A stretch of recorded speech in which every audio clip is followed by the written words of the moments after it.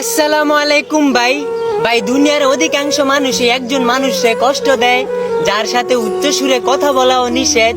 ভাই, যে মানুষটার পায়খানা শব্দ শুনলেও বমি আসতো, সেই মানুষটার খাবারের সময় যদি তার সন্তান পায়খানা করে দেয়, তাহলে সে তার সন্তানকে আগে পরিষ্কার করে, তারপর সে নিজে খায়। ভাই, উনি তো সেই মানুষ যার সন্তান একদিন হাগু না করলে তার টেনশন বেড়ে যায়। ভাই, উনি তো সেই মানুষ যিনি আমাদের জন্মদাতা মা। ভাই, ওনার সাথে কারো তুলনা হয় না।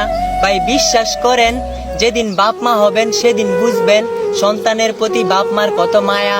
ভাই, মা তো মায়া, মা তো দয়া, মার সাথে কারো তুলনা হয় না।